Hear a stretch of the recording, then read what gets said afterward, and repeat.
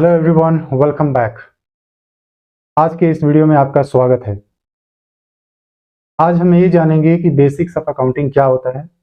Video start करने से पहले आपसे एक रिक्वेस्ट है कि अगर आप इस चैनल पर नए हैं तो प्लीज़ आप चैनल को सब्सक्राइब कर लें। तो let's start. Basics of accounting.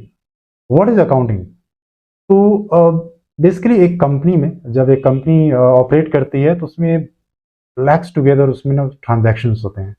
वो ट्रांजैक्शन चाहे वो परचेज का हो, सेल्स का हो या सैलरी का हो, देन ऑपरेटिंग एक्सपेंसेस जैसे कि प्रोडक्शन में या फिर मार्केटिंग कॉस्ट हो, मार्केटिंग ट्रांजैक्शंस हो या बाय एंड सेल, फिर एडवर्टाइजिंग का कई सारे ट्रांजैक्शंस होते हैं कंपनी में। अब वो सारी ट्रांजैक्शंस को रिकॉर्ड करना इन अ प्रॉपर वे बहुत ही इंपॉर्टेंट होता है।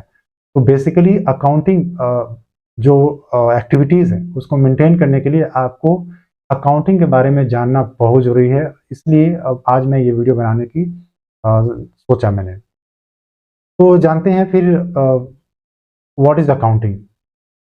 तो this is the process of recording, classifying, summarising the financial data into a meaningful format. अब जैसा कि मैंने कहा कि लैक्स टुगेदर अगर कंपनी बड़ी है तो उसमें क्रोर्स टाइप के ट्रांजैक्शंस होते हैं। ओके, अनलिमिटेड ट्रांजैक्शंस होते हैं। अब इतने सारे ट्रांजैक्शंस को अगर हम लोग एक प्रॉपर वे में रिकॉर्ड नहीं करते हैं तो उसका कोई मतलब नहीं है। कंपनी का किसी भी तरह का सक्सेस पाना पॉसिबल नहीं है। ठीक है। तो जब ट्रांजैक्शन किसी कंपनी में होता है तो उसको एक प्रॉपर वे में रिकॉर्डिंग करना है, एक सिस्टम में रिकॉर्ड करना है। ठीक है। अब उसको क्लासिफाई करना है कि कौन सा इनकम है, कौन सा क्या बोलते हैं वो, कौन सा एक्सपेंस है, तो कौन सा ऑपरेटिंग एक्सपेंस में आता है, कौन सा एडमिनिस्ट्रेटिव एक्सपेंस में आता है। ये प्रॉपर वे में क्लासिफाई करना है डेटा को, देन समराइज करना है उसको। ठीक है। समराइज करके फाइनेंशियल डेटा को रिपोर्ट करना होता है। That is another process of accounting, एक मीनिंगफुल फॉर्मेट में। तो मीनिंगफुल फॉर्मेट क्या होता है? आपने अगर किसी भी तरह से इधर उधर एंट्री कर दिया या अपने तरीके से एंट्री कर दिया without following the accounting rule, तो उसको कौन समझेगा? मे बी ओनली आप समझेंगे। अब उसको दूसरे को समझाने के लिए क्या करना होगा? उसको मीनिंगफुल फॉर्मेट में उसको बनाना पड़ेगा। तो मीनिंगफुल फॉर्मेट क्या होता है? वो होता है balance sheet, profit and loss account, cash flow statement. ये सारे जो होता है मीनिंगफुल फॉर्मेट ऑलरेडी डिस्क्राइब किया गया है, तो मीनिंगफुल फॉर्मेट में बनाना होता है। तो नेक्स्ट हम जानेंगे टाइप्स ऑफ अकाउंटिंग मेंटेन्ड। कितने टाइप्स के अकाउंटिंग मेंटेन किया जाता है। पहला है बैलेंस शीट और दूसरा है प्रॉफिट एंड लॉस अकाउंट। तो बैलेंस शीट क्या होता है? बैलेंस शीट बेसिकली इसमें हम कैपिटल एक साइड में रिकॉर्ड करते हैं, लायबिलिटी, कैपिटल और लायबिलिटी एक साइड में रिकॉर्ड करते हैं और दूसरे साइड में हम असेट को रिकॉर्ड करते हैं। तो बेसिकली इसका फॉर्मूला होता है capital plus liability is equals to asset. अब ये बेसिकली कंपनी में क्यों बनाया जाता है, इसका मोटो क्या होता है? सिंपल सी बात है, कंपनी का वो फाइनेंशियल पोजीशन जान सकते हैं कि फाइनेंशियल पोजीशन कंपनी की क्या है। क्योंकि आपके पास असेट कितना है, आपके पास कैपिटल लायबिलिटी कितनी है, वो दोनों आपको समराइज्ड वे में आपको रिकॉर्ड मिलेगा। उससे आप कंपनी का फाइनेंशियल पोजीशन जान सकते हैं। ठीक है। सेकंड जो बनाते हैं वो profit and loss account. Profit and loss account में क्या होता है? One side that is called debit में सारे एक्सपेंसेस आते हैं और अदर साइड जो टेबल है उसमें क्रेडिट साइड होता है, उसमें सारे इनकम और गेन्स आते हैं। ठीक है। नाउ अब ये प्रॉफिट एंड लॉस अकाउंट क्यों बनाया जाता है? सबसे पहली बात है, जब आप प्रॉफिट एंड लॉस अकाउंट जब बनाते हैं तो लास्ट में आपको सबसे पहले तो ट्रेडिंग अकाउंट बनता है। That is very small thing. तो उसमें ग्रॉस प्रॉफिट निकालते हैं और बाकी सारे एक्सपेंस को जब हम माइनस करते हैं तो नेट प्रॉफिट निकलता है। तो प्रॉफिट एंड लॉस अकाउंट बनाने का क्या रीजन है? आप नेट प्रॉफिटेबिलिटी कंपनी की पता करते हैं। अब जब आपके पास नेट प्रॉफिट पता चलता है तो आपको क्या पता चलेगा? कंपनी का परफॉर्मेंस, फाइनेंशियल परफॉर्मेंस क्या है। ऑलराइट। तो ये उसका मेन रीजन होता है बनाने का। तो ये दो टाइप की अकाउंट है जो मेंटेन किया जाता है under accounting system. Now next है अकाउंटिंग प्रोसेस क्या होता है। तो अकाउंटिंग प्रोसेस मतलब ये हुआ कि आप अकाउंटिंग जो बना रहे हैं उसका प्रोसेस क्या फ्लो है, प्रोसेस फ्लो क्या है। तो प्रोसेस फ्लो में सबसे पहले क्या है? Source document. सोर्स डॉक्यूमेंट क्या है? आप कंपनी में ट्रांजैक्शंस हुआ, आपके पास उसका क्या प्रूफ है ट्रांजैक्शंस का, या आपके पास उसका डिटेल कैसे आएगा? उसका डिटेल आएगा बिल से, आपके पास वाउचर होना चाहिए, आपके पास इनवॉइस होना चाहिए, या कोई भी इस तरह का supporting document. That is called one of the very first process of bookkeeping. Oh I am sorry, आपको बताएंगे बुक कीपिंग के बारे में आगे। सेकेंड जो प्रोसेस में आता है वो है जर्नल।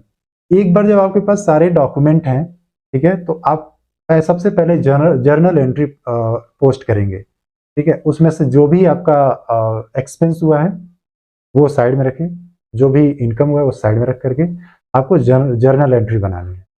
एक बार जर्नल एंट्री बन गई तो अब से एग्जांपल सैलरी, सैलरी का आपने कोई एंट्री किया हुआ है, आपने सैलरी का, आपके पास कंपनी में तो एक ही एम्प्लॉय रहेगा नहीं, 100 एम्प्लॉय रहेंगे, मे बी 10 रहेंगे, मोर देन 1 तो रहेंगे फॉर श्योर। तो आपने जर्नल जो है आपने जो बनाया हुआ है वो बेसिकली 2 या 3 से 10 का अगर एम्प्लॉय है तो 10 जर्नल बना होगा। ऑलराइट, तो अब क्या करेंगे कि लेजर अकाउंट बनाएंगे, यानी कि सैलरी का एक पर्टिकुलर हेड बनाएंगे जिसमें वो सारे लेजर जो रिलेटेड टू सैलरी है वो आ जाएंगे। That is called laser. Okay, so particular account का आप लेजर बुक बनाते हैं। Now next is trial balance. एक बार जब लेजर आपका बन जाता है तो आपके पास सारे रिकॉर्ड हैं अभी। अब आपको क्या करना है कि सारे एक्सपेंस जो है एक साइड डालेंगे और सारे इनकम एक साइड डालेंगे। तो that is called ledger, sorry, तो that is called trial balance, जिसमें आप रिकॉर्ड करते हैं सारे डेबिट और क्रेडिट बैलेंस। तो डेबिट क्या हुआ, एक्सपेंस हुआ, क्रेडिट हुआ, वो इनकम हुआ, वो सारे आप रिकॉर्ड करते हैं। That is called trial balance. अब ये चारों जो प्रोसेस है ऑल टुगेदर इसको बुक कीपिंग कहा जाता है। ऑलराइट, तो अगर आपके एग्जाम में अगर ये आता है कि व्हाट इज बुक कीपिंग, तो this is the process, this is the accounting process of having source document, posting journal and ledger, and then trial balance is called bookkeeping. Now next is, in accounting process there are 3 more statement which has to be prepared. एक बार जब आपके पास में trial balance ready होता है तो आपको क्या करना होता है, उस ट्रायल बैलेंस के बेसिस पे नेक्स्ट प्रोसेस फॉलो करना है। That is called profit and loss account. तो सबसे पहले आप प्रॉफिट एंड लॉस अकाउंट बनाएंगे और इससे आप नेट प्रॉफिट का पता करते हैं।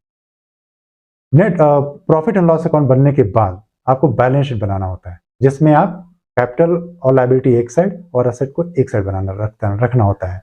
देन कैश फ्लोज, यानी कि कैश कितना बाहर गया है, कैश कितना कंपनी में आया है, इसका रिकॉर्ड कैश फ्लोज में रखते हैं। ठीक है, नाउ ये तीनों यानी कि profit and loss account, balance sheet और कैश फ्लोज को हम फाइनेंशियल स्टेटमेंट बोलते हैं। Now next is basics of accounting, और I can say 5 elements of accounting. So 5 elements क्या क्या है वो, असेट, लायबिलिटी, इक्विटी, कैपिटल जिसको कहते हैं, then expenses, revenue and income.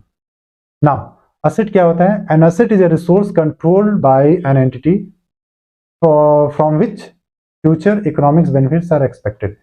तो असेट बेसिकली कोई भी रिसोर्स कंपनी का जिस पे कंट्रोल कंपनी का होता है with the motto या with the objective of or expectation of having benefits out of it in the future. Example क्या है उसका, plant and machinery, furniture, fixtures, goodwill, patent etcetera. Liability, a financial obligation of the company to pay other person.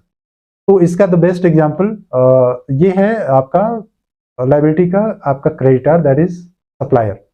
जब आप से supplier से आप खरीदते हैं रॉ मटेरियल्स, तो आप उसको अगर फ्यूचर पेमेंट का प्रॉमिस करते हैं तो that will come under liability. तो this is an financial obligation of company to pay others, और it is a claim of outsider towards company, like others can claim that okay company XYZ you have to pay this much amount, so that comes under liability. Example क्या है, salary payable, creditors. So the next point is expenses. It is the cost of operation of the company that incurs to generate revenue.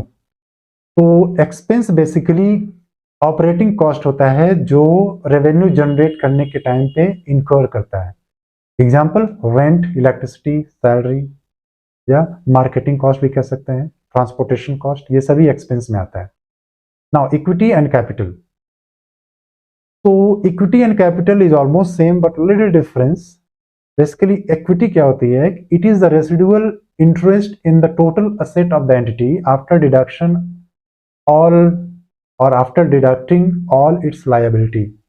जितनी भी company का asset होता है उसमें से liability को जब माइनस करते हैं तो that is called equity. Alright, now capital, capital भी सेम है क्योंकि कंपनी का ओनर तो ऑफकोर्स जो लायबिलिटी होती है उनको अपने एसेट में से माइनस करके दैट इज देयर प्रॉपर्टी। लेकिन इसका जो कैपिटल का एक बेस्ट एग्जांपल ये कह सकते हैं कि it is the claim of owners in the total asset, okay, या money and money is worth invested by the proprietor और द कंपनी ओनर, ओके। तो कोई भी कंपनी में पैसा या पैसे के वैल्यू का, मनी के वैल्यू का कोई भी चीज जब ओनर डालता है दैट इज कॉल्ड कैपिटल। अब रेवेन्यू एंड इनकम क्या होती है, तो it is the gross inflows of cash in business such as sale of goods and service etcetera. ये ग्रॉस इनकम कंपनी का, जब वो कोई भी गुड्स एंड सर्विस को सेल करता है कोई कंपनी, तो उसको एक इनकम होती है, okay. So that gross income, why I am saying gross income, because you are not deducting any cost out of revenue, so that is called your revenue when you are not deducting cost. So the gross income is called revenue of the company. All right, now next जो topic है वो है double entry concept, dual aspect of accounting, okay. तो इसको detail में मैं next video में बनाऊंगा, लेकिन अभी यहाँ पे बस इतना मैं समझाना चाहूंगा आपको कि ये बेसिकली डबल एंट्री कॉन्सेप्ट होता है क्या है। तो for any transaction, okay, company में ट्रांजैक्शंस होते हैं, ओके। तो जब कोई ट्रांजैक्शन टेक प्लेस करता है कंपनी में, तो there has to be two side of transaction, one debit and other side credit. तो मैं यहाँ पर दो एग्जांपल दूंगा आपको, एक होगा जो आपको जब गुड्स सेल करते हैं और एक जो raw material purchase, okay. I am giving this example again and again क्योंकि सबसे बेस्ट एग्जांपल है समझने के लिए। तो उससे आपके बिजनेस में क्या बोलते हैं, एक गुड्स आपने बनाया, प्रोडक्ट बनाया आपने, या सर्विस है आपकी अगर, तो उसको आप जब सेल करते हैं आपके कस्टमर को, तो क्या होता है, आपका गुड्स या service is going out, you are rendering your service और you are selling your goods, out of that you are taking money, so money is coming in, cash is coming in. What is the two account in this, one is cash which is coming in and second goods are going out to your customer, okay. तो ये दो aspect हैं इसमें, okay. So this is called double entry concept. और transactions में दो आपका entry पास होगा, एक होगा डेबिट साइड और एक होगा क्रेडिट साइड। तो डेबिट साइड में क्या होगा, आपका cash, real account, cash is coming in, what comes in real account कहता है, ओके। क्रेडिट में क्या होगा, सेल्स, क्यों, क्योंकि नॉमिनल अकाउंट कहता है credit all income and gains, so out of sales you are getting income, so sales will come under credit। तो ये दो आपका इसमें ट्रांजैक्शन में दो इसमें एस्पेक्ट होंगे।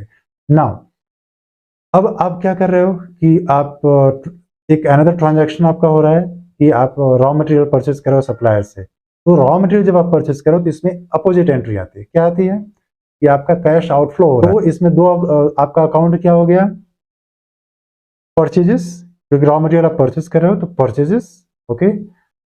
परचेजेस क्या है, एक्सपेंस है, nominal account, so that will come under debit.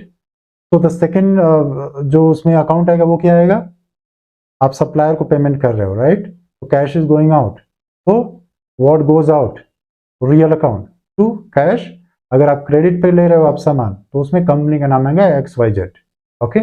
तो ये दो, तो कोई भी ट्रांजैक्शन होता है तो इस तरह से दो ट्रांजैक्शन में दो उसमें एस्पेक्ट आते हैं, डेबिट एंड क्रेडिट के। नाउ नेक्स्ट इज,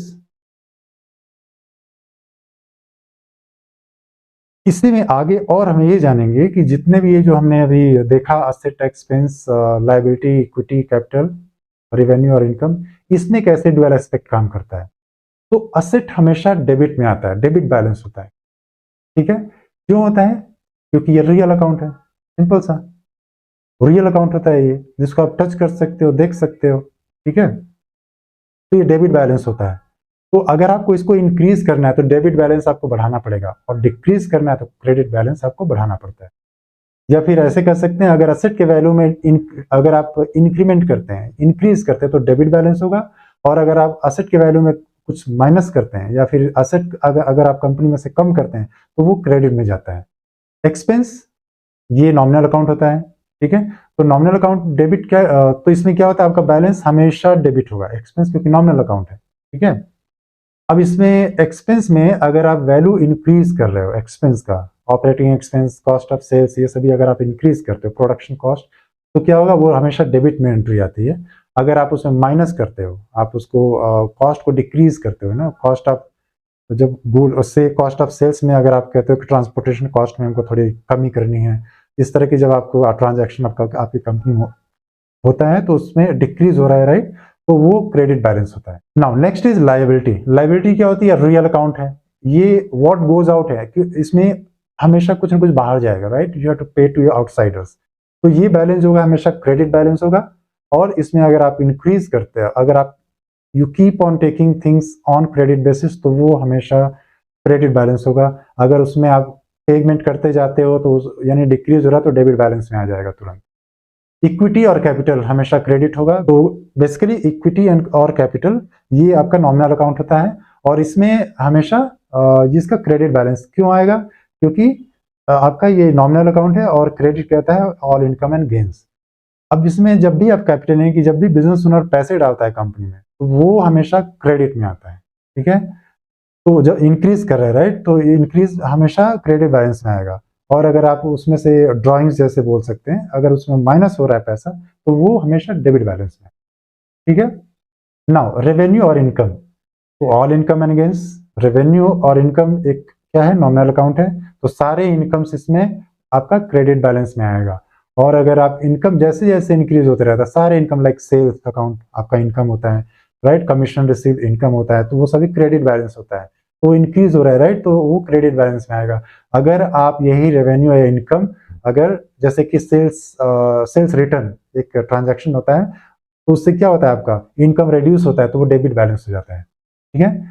तो आज के वीडियो में इतना ही, जो मैंने आज का जो टॉपिक कवर किया, इससे बेसिक्स ऑफ अकाउंटिंग में कोई भी क्वेश्चन हो तो आप कमेंट सेक्शन में मुझे बताएं, मैं उस पर भी एक वीडियो बनाने की कोशिश करूंगा और डिटेल इन्फॉर्मेशन दूंगा। तो होप ये वीडियो आपको पसंद आया होगा। अगर पसंद आया है तो आप प्लीज़, अगर अभी तक चैनल सब्सक्राइब नहीं किया है आपने तो प्लीज़ आप सब्सक्राइब बटन दबा दें और ये वीडियो को जितना हो सके उतना फ्रेंड्स लोगों के साथ में आप शेयर करें ताकि उनके पास ये इन्फॉर्मेशन पहुंचे। लाइक बटन दबाना ना भूलें। ओके, तो चलिए आपसे मिलते हैं फिर नेक्स्ट वीडियो में। तब तक के लिए thank you so much, have a nice day, take care of yourself, नमस्ते, बाय बाय।